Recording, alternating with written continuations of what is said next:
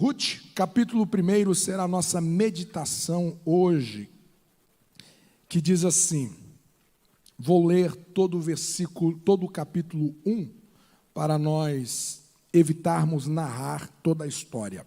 E sucedeu que nos dias em que os juízes julgavam, houve uma fome na terra.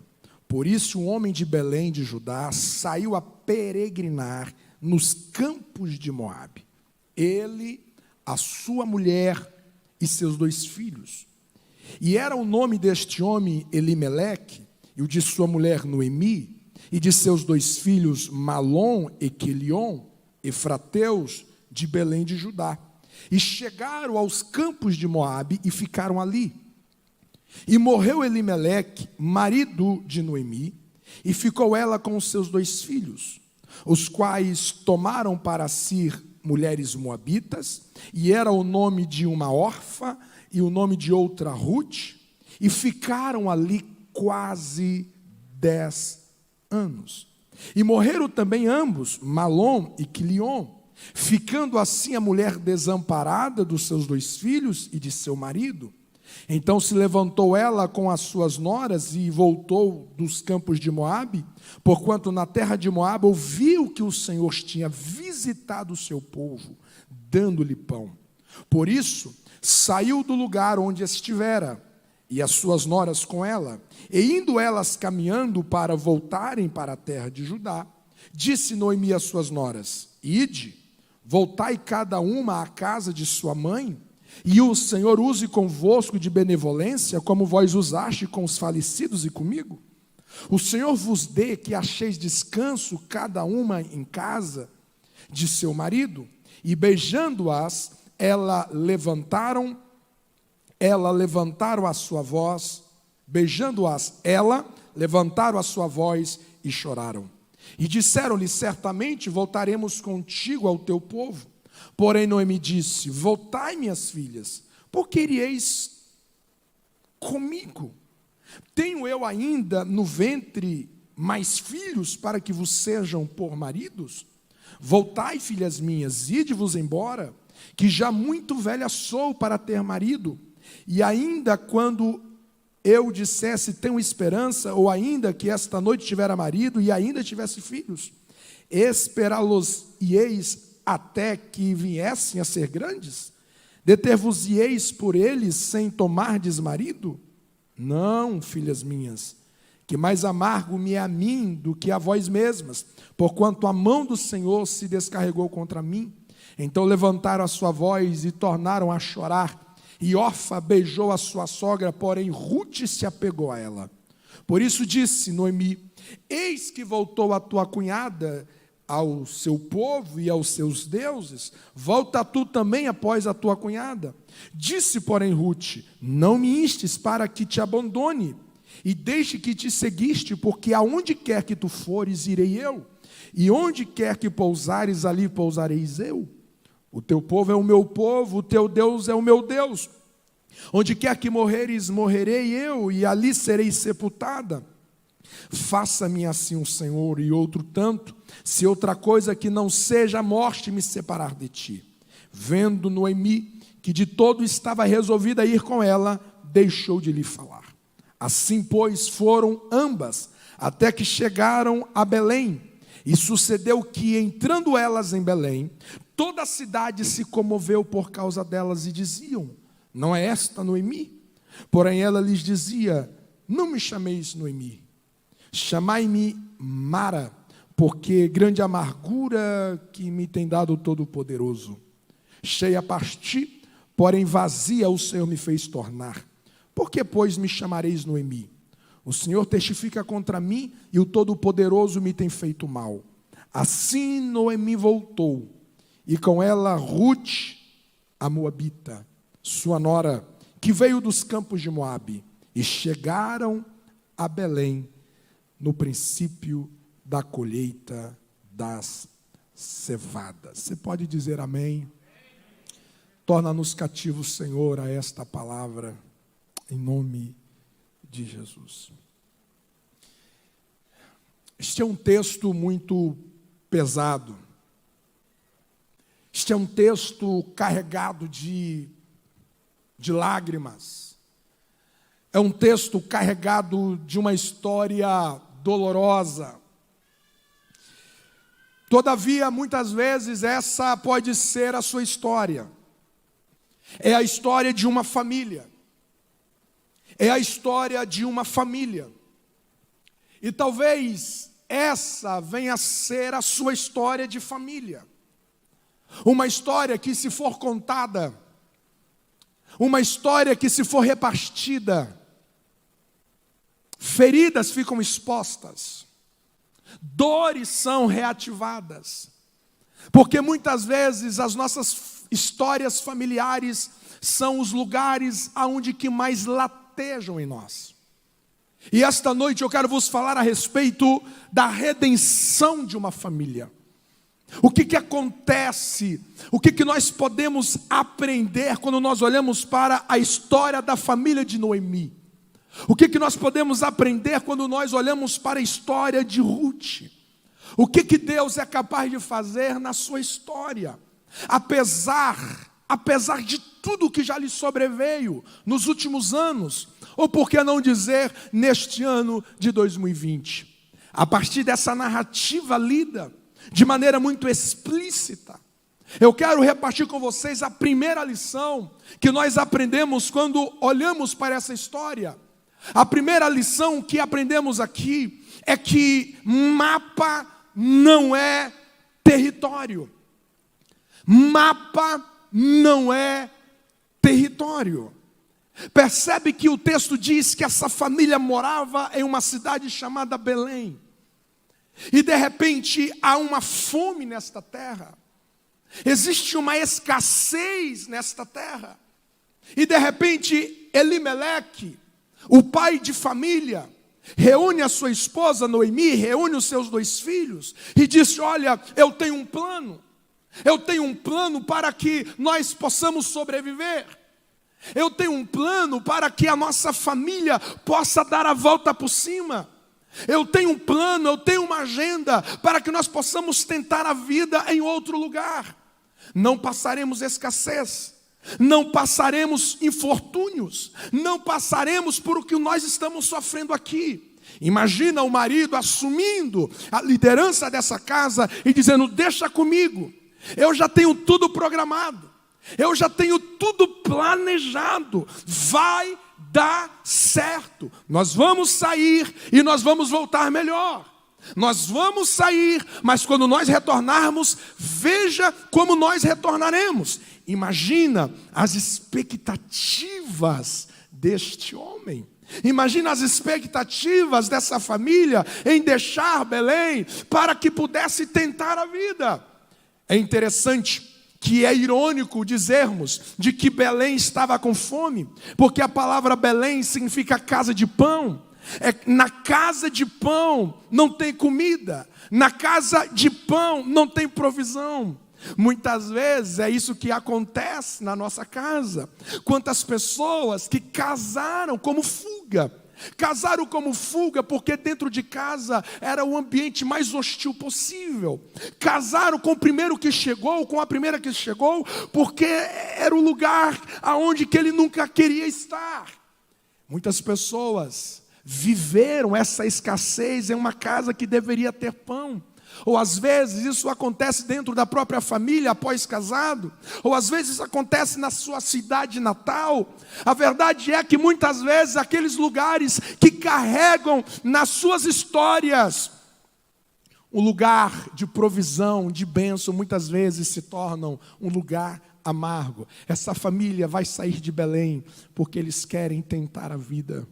Eles querem sobreviver apesar da escassez. E eles saem. Eles saíram para peregrinar. A verdade é que conhecendo o contexto hebreu, nunca uma família sairia de Israel para nunca mais voltar, jamais, jamais. Era para ser uma volta, era para ser um escape, era para ser uma ida, e de repente já vamos voltar. Não é definitivo, não é algo permanente, mas eles vão. E se passaram quase 10 anos. O que era para ser um simples escape, se passaram quase 10 anos. Mas dentro desses 10 anos, quantas coisas aconteceram? Dentro desses 10 anos, os seus pais veem os filhos se perderem. Quilion, ele vai morrer. O outro filho, de igual modo, também vai morrer. O Malom. Agora, aquele pai que programou, que planejou para que a família pudesse se encontrar em conforto, em provisão, agora ver os seus filhos se perder. E como se não bastasse a mãe ver os seus 2 filhos morrerem, agora ela vê o seu marido também morrer. Se aquela mulher sai de casa, sai da sua terra dizendo, agora vai dar certo. Não, agora nós vamos viver um tempo diferente, um tempo melhor. E, apesar dessa escassez da nossa terra, agora ela vê os seus filhos sendo sepultados e vê o seu marido sendo sepultado. Porque mapa não é território. Uma coisa é você abrir o mapa. Hoje, nem tanto, porque hoje você tem os aplicativos que tem todas as informações digitais, virtuais, em tempo real, para te dar os pormenores, mas imagina em tempos atrás, em que você não tinha esses recursos, você abria-se o mapa e dizia, daqui a Navegantes, trevo a trevo, em torno de 40 quilômetros, 40 a 45 quilômetros. Ok, 40 a 45 quilômetros, se eu for a 100 por hora, se eu for 80 por hora, eu estarei lá em tantos minutos. Mas o mapa não traz a informação de um congestionamento. O mapa não traz a informação de que tem um acidente. O mapa não traz a informação de que há um buraco na pista, que depois da chuva isso aqui ficou comprometido. O mapa, ele não traz essas informações. O mapa tradicional não traz isso. Uma coisa é você abrir o mapa e dizer tantos quilômetros. Você vai passar em cima de uma ponte, mas o texto não fala como vai estar esse rio, como vai estar essa correnteza, como vai estar o vento. O mapa não traz isso. Quando você entra no seu carro, quando você entra na vida, você percebe que a estrada é outra. Quantos de vocês entraram no relacionamento conjugal, matrimonial? E você entrou cheio de sonhos, você entrou cheio de expectativas, e você queria que fosse maravilhosamente abençoado. Você veio de uma família conturbada, mas agora no seu casamento será diferente. O seu marido vai ser diferente do tratamento paterno, a sua esposa vai ser diferente de todo aquele desconforto que você tinha com as suas irmãs, e você entra num relacionamento com todas as suas expectativas. Aqui vai ser o meu reduto da paz, aqui vai ser o meu lugar de alegria, aqui vai ser onde que eu vou criar os meus filhos, eu vou ser amada pelo meu marido, eu vou ser honrada pelo meu marido, eu vou ser honrado pela minha esposa, e as expectativas são dedicadas, são elaboradas, são sonhadas, mas de repente você vai percebendo de que mapa não é território, de que casamento não é uma brincadeira. Casamento não é uma brincadeira em que você entra e sai a hora que você quer. Matrimônio não é descartável, você usou, joga fora. Você encontrou esta mulher na sua juventude. Agora você precisa honrar ela até que a morte o separe. Casamento não é essa coisa sem valor, embora que a nossa sociedade viva isso. Eu lendo a literatura de um excelente pastor de família, e ele dizia o seguinte: o divórcio deveria ser uma porta de emergência e nunca a porta da sala, aonde que você entra e sai, porque não gostou, porque roncou, porque fez isso, fez aquilo, então agora eu vou descartando ele, eu vou descartando ela. Quando você entra no casamento, você percebe que mapa não é território. Às vezes eu fico olhando alguns jovens de hoje que vão casando ou que estão querendo casar, e na cabeça dele, casamento é só cama, cama, cama, cama e cama. Sabe de nada, inocente. Mapa não é território. Quantas vezes que você tentou organizar a casa, você tentou dar a volta por cima dos seus próprios erros, você tentou fazer o que estava ao seu alcance, e você imaginou, falei, consertei, assumi o meu erro, então agora está tudo resolvido. Mas no dia seguinte, as batalhas continuam. Você achou de que ser cristão, o dia que você se rendesse a Jesus, o dia que você confessasse a Jesus como seu suficiente Salvador, acabaria todos os problemas, você nunca mais iria padecer de nenhuma frustração, ninguém iria te perseguir, você não enfrentaria nenhuma batalha espiritual, nenhuma batalha emocional. Aí de repente você se entrega a Jesus e você percebe que muitas batalhas continuam. Você vence umas e nasce outras. E você fala, uau, não é tudo o que eu imaginava. Parece que não era isso que eu pensava que era. É porque a vida é assim, o mapa não é território. Não são como às vezes nós imaginamos nos nossos contos, nas nossas mentes. Um certo escritor, Marcelo Gomes, vai dizer que frustração é quando dá certo aqui e dá errado aqui. Você pensa, você idealiza, mas quando vai para a vida, as coisas não acontecem como você imaginava. A história desta família é essa. A história dessa família é essa. Você casou, você não esperava lutar com tantas enfermidades. Você não esperava lutar com esses problemas. Você não esperava lutar com essas crises. Porque mapa não é território. Muitas vezes a vida vem exatamente para contradizer todas aquelas expectativas de contos de fada, de Hollywood, que nós concebemos ao longo do caminho. Aí você me fala assim, tá ok, mapa não é território. E agora?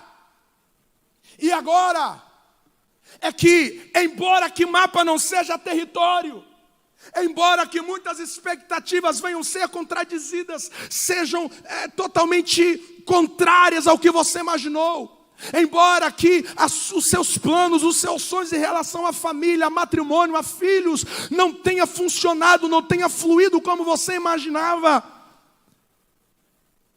Mas lembre-se, existe muitas perdas, que embora que sejam perdas dolorosas, que embora que sejam decepções amargas, que por mais que sejam desastres, tragédias que nos alcançam, mas lembre-se, essas tragédias, essas perdas, elas nos conduzem exatamente para o nosso destino e o nosso propósito. Ei! É verdade que Noemi perdeu seus 2 filhos. É verdade que ela perdeu o seu marido. É verdade. É verdade que Ruth perdeu o seu esposo. É verdade. Mas em meio a todos esses cenários de perdas, de tragédias, de morte, em meio a tudo isso, havia uma mão de Deus que estava agindo na história dessa mulher. E quanto mais elas perderam, essas perdas não estavam afugentando elas do propósito. Aliás, se Ruth não houvesse perdido o seu marido, provavelmente ela talvez não voltaria para a terra de Belém. As suas perdas fazia plano dos projetos de Deus para levá-la exatamente aonde que Deus queria que ela estivesse. tivesse. Você talvez coleciona muitas perdas, talvez você coleciona muitas frustrações na sua família, talvez você coleciona muitas tragédias que lhe acometeram. Eu quero liberar uma palavra ao seu coração: todas as suas perdas não vão impedir de você chegar ao lugar do propósito, de você chegar ao destino que Deus preparou para você. Essas percas irão te levar exatamente aonde que Deus quer que você esteja. Você pode glorificar ao nome do Senhor Deus por isso. As mudanças são necessárias se você quiser preservar. Se Noemi, se Ruth não houvesse mudado, se deslocado, essa família não seria preservada. A história dessa família não seria preservada. Deixa eu te fazer uma pergunta.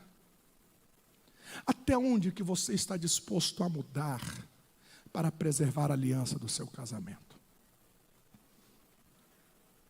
Até onde que você está disposto a mudar para você preservar a relação com seus filhos, com seus pais?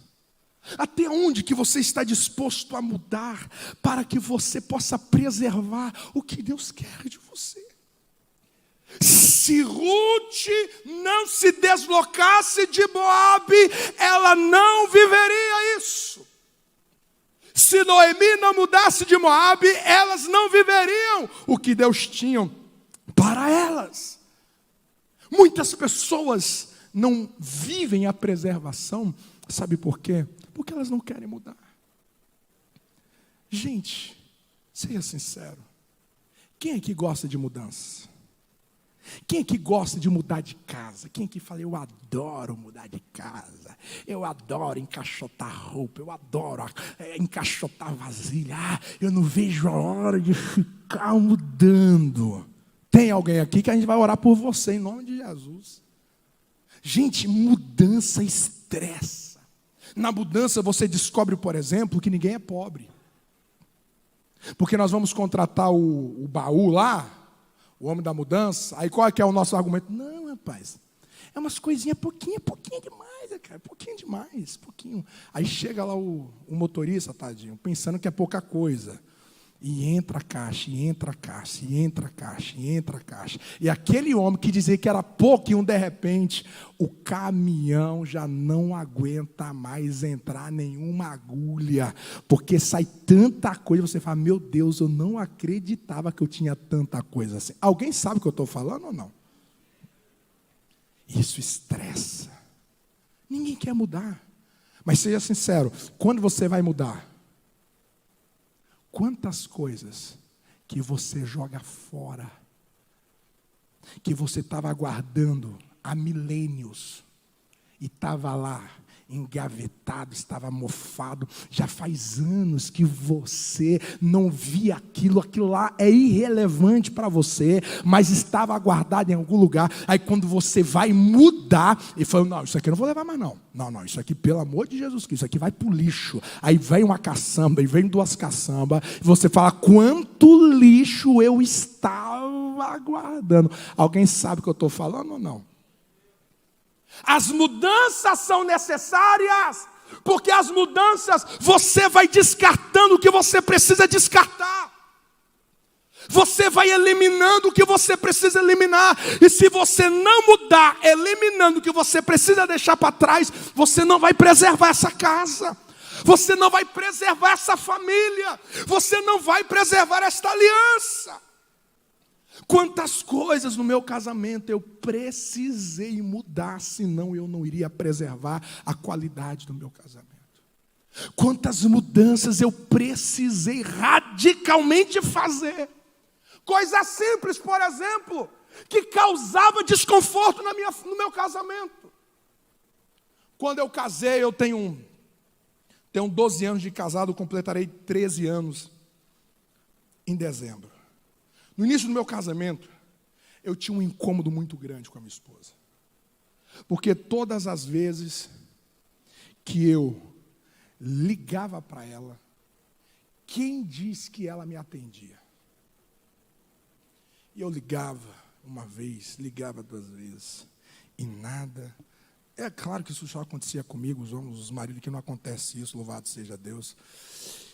E todas as vezes que eu ligava, eu tinha uma impaciência. Todas as vezes que eu ligava e ela não atendia, quando ela atendia, ela entrava em contato com um urso bravo, feroz do outro lado. Às vezes eu ligava para ela contar uma boa notícia, e pelo fato dela não atender, por várias razões, estava nos seus deveres, nas suas tarefas, ninguém é obrigado também a ficar com o telefone no ouvido o dia todo, mas quando ela atendia, eu já não dava mais a notícia, eu soltava a minha indignação. Teve um dia que eu pirracei tanto ela, aquele dia eu pirracei tanto, que eu liguei para ela 28 vezes, só para ela olhar assim na tela e ver 28 chamadas não atendidas. E teve um dia que eu falei assim, gente, calma aí. Ou eu mudo, ou a qualidade do meu casamento nessa área está comprometida. Será que eu vou ficar a vida inteira batendo a cabeça com isso? Será que eu vou passar a vida inteira tropeçando nessa pedra?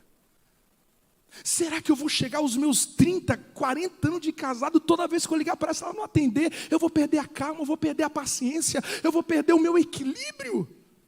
Que criança sou eu? Que menino sou eu? E eu dei um ataque em mim mesmo. Eu disse, a partir de hoje, nunca mais eu vou perder a minha paciência com a minha esposa em relação ao telefone. Quando eu ligo para ela, eu já coloco na minha cabeça, ela não vai atender. Ela não vai atender. Se atender, é lucro. Aí, em vez em quando, ela não atende. Aí, quando ela atende, eu brinco. Você está brincando com a minha paciência, né? Mas nunca mais eu discuti com ela em relação a isso. Porque tem coisa que você precisa mudar. Tem coisa que você precisa mudar. Quando eu casei, o meu pai, ele parece um MacGyver. Não tem aquele homem assim que sabe fazer de tudo. É o meu pai. O meu pai é lanterneiro, ele faz portão, ele constrói casa, ele faz de tudo. E essa parte do meu pai, eu não herdei nada. Penso um homem ruim para fazer coisa dentro de casa. E no início do meu casamento, a minha esposa, meu bem, precisa trocar essa lâmpada. E eu dizia, calma, relaxa. Meu bem, essa torneira aqui está pingando. Calma, bem, relaxa, deixa comigo. E aquela coisa, aquela vagarosidade, aquele relaxamento de coisas simples de uma casa. Até que um dia que ela soltou um brado e dizia o seguinte, eu estava andando na rua e eu vi num carro assim, marido de aluguel. E eu disse, o sangue de Jesus tem poder. Não vai entrar nenhum macho nessa casa. Mudei hoje. O que tiver estragado nessa casa, deixa comigo. Tem um macho aqui dentro agora. Aí estragou a nossa secadora. Eu disse, meu bem, deixa comigo. Fui na autorizada, 500 pila para trocar. Falei, mas de jeito nenhum, essa casa tem macho agora. Fui lá, desmontei a secadora, olhei assim, fiz aquela cara assim, que quem entendia. Disse, meu bem, já sei o que é. Isso aqui é a resistência que queimou. Entrei no Mercado Livre, comprei, chegou a resistência, e eu assim, todo macho, sentei no banquinho, e ferramentas do lado, assim, e troquei a resistência. Aí quando foi para ligar a máquina, eu disse, meu bem, é o seguinte, sai todo mundo aqui, sai todo mundo, claro, proteção. Aí elas foram lá para o quarto, Aí eu peguei a tomada, assim, coloquei no cabo de vassoura, assim, amarrei para eu ir com cabo, assim, na tomada. E quando eu dei assim, eu também saí na carreira. Mas você não acredita que o negócio funcionou e está até hoje funcionando, irmão? Pelo amor de Deus. Se você não mudar, não tem aquelas coisas que vai acontecendo dentro de casa. A mulher vai bater na mesma tecla, marido, você tem que fazer isso, você tem que fazer isso. Você está trocando nosso casamento por essa patota de bola, tudo esses meninos, tudo esses amigos, é bola para lá, é futebol para cá. E a mulher vai batendo na tecla, ou às vezes é o marido que vai batendo na tecla que isso já dura há anos. Isso vai desgastando o casamento, isso vai desgastando a relação dos filhos com os pais, dos pais aos filhos. Chega uma hora, eu vou te falar uma coisa, se você decidir não mudar, se você não mudar, isso vai quebrar, não vai sobreviver. Se eles não mudam, não iria preservar. Mude, faça uma varredura no seu relacionamento familiar e vê quais são as teclas que estão sendo acionadas há muito tempo. E veja o que você pode mudar em relação a você. Assume compromissos de mudanças. Descarta, joga fora. Lance para fora essas coisas, esses lixos que estão acomodados no coração, que está acomodado aí dentro. Vai mudar? Lança fora aquilo que não serve mais. Assume novos compromissos, assume novas responsabilidades. Fala: Deus, se depender da minha mudança, este casamento vai permanecer. Se depender da minha mudança, haverá cura nesta casa. Se depender da minha mudança, haverá um novo tempo para a minha família. Quem me entende? Quem me entende, diga amém. Se não houver mudanças, não há preservação. Se elas não mudam, se quebrariam. Eu vou terminando dizendo que a história desta família me ensina que em tempos difíceis é que revela os compromissos mais profundos. Percebe que quando os filhos de Noemi morrem, ela libera as meninas, podem ir. Tem gente que nunca libera as pessoas. Tem gente que nunca libera. Existem pessoas no seu caminho que você precisa liberar. Você está livre. Você está livre. Você está livre. Eu não vou querer você por perto com algemas. Eu não vou colocar corrente nas suas mãos para te prender aqui. Você está livre. Noemi libera as meninas, libera Orfa, libera Ruth. Mas de repente, Ruth se posiciona e diz: eu não vou, porque a minha aliança com você é muito mais profunda do que você pode imaginar. É nos tempos difíceis que os compromissos mais profundos são revelados.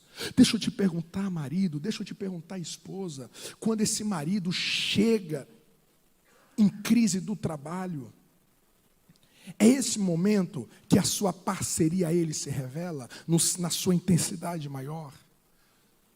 Quando a sua esposa passa por um momento de enfermidade, é nesse momento mesmo que você revela a sua parceria.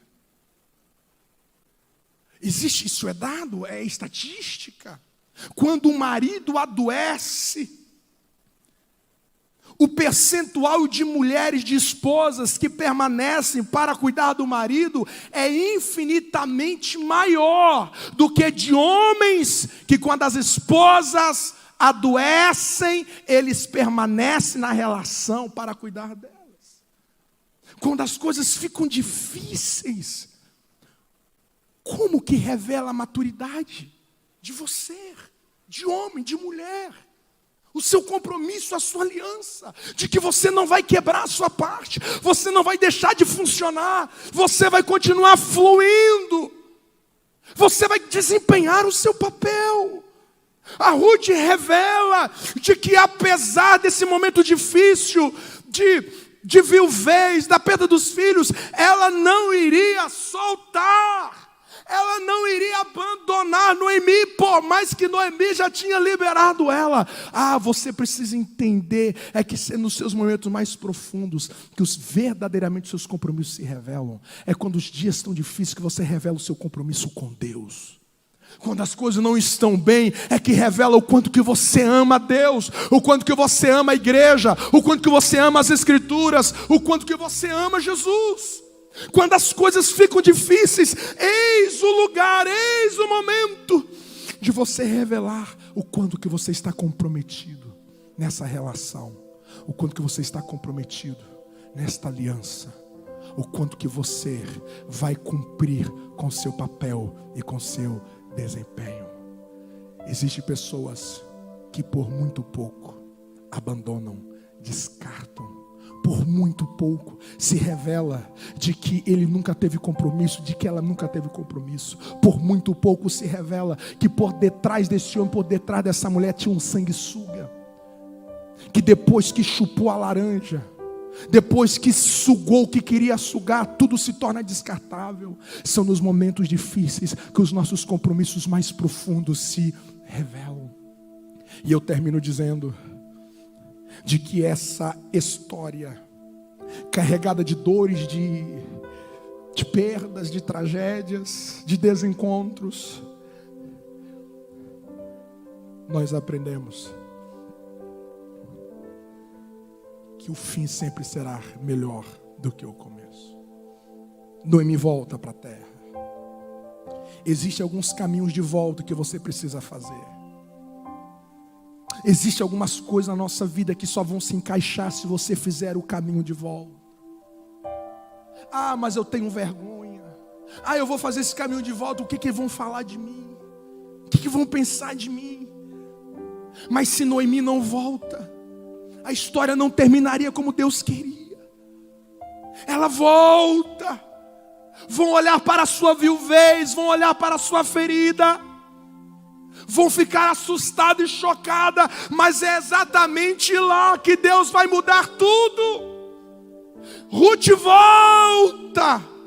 Aliás, quem volta é Noemi. Ruth pela primeira vez vai para Belém. E quando ela chega em Belém, Deus prepara um encontro com um homem chamado Boaz. Boaz se apaixona por Noemi, por Ruth. Eles casam. Quem era Boaz? Boaz era um príncipe. Boaz era um homem muito rico. E eles casam. E vocês já sabem da história, que do casamento de Ruth e Boaz veio o nosso Messias. Ruth entra na genealogia do Messias. Aquela história que começou com perdas, com escassez, a história de Noemi termina em abundância, com o seu cativeiro mudado, com a sua dor mudada. Eu quero te dizer e liberar essa palavra esta noite. Talvez muitas coisas não aconteceu ou ainda não está acontecendo como você esperava no seu casamento. Os seus filhos não são aqueles que você desejou que eles fossem. Assume os seus compromissos. Assume as suas responsabilidades. Conserte o que você precisa consertar. Você ainda não casou com esta mulher. Case com esta mulher. Assume a aliança com esta mulher. Não vive uma vida ilegítima. Assume o compromisso com esta mulher. Você ainda não se batizou. Assuma o seu compromisso com Jesus. Vai ao batismo. Medite nas Escrituras. Abandone o pecado. Rompe com aquilo que drena a sua fé. Rompe com aquilo que esgota a sua esperança. Assume as suas responsabilidades. E aguarde o agir de Deus na sua vida e na sua história. Eu trago uma palavra de esperança para o teu coração. O nosso fim sempre será melhor do que o nosso começo. Tem esperança. Se Jesus entrar lá, tudo pode mudar, tudo pode ser transformado. Quem crê nessa palavra, fica de pé aplaudindo ao nome do Senhor Jesus.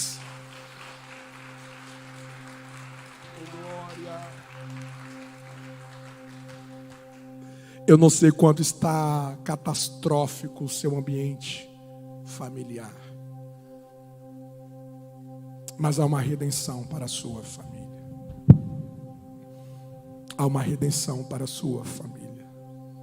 Talvez você perdeu alguém literalmente.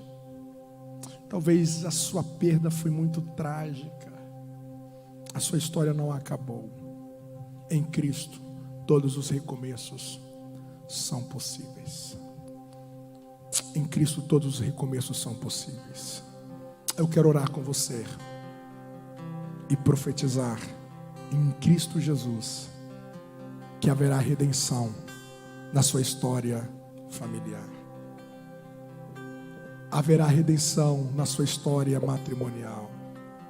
Haverá redenção para a vida dos seus filhos. Você crê nessa palavra? Você crê nessa palavra? Tem alguém entre nós que deseja entregar sua vida a Jesus? Tem alguém entre nós esta noite que deseja se render a Jesus? Tem alguém entre nós que quer fazer o seu compromisso público de servir a Jesus, de ter o Jesus como seu Senhor e Salvador? Você quer reconstruir a sua vida a partir de Jesus? Oh, glória!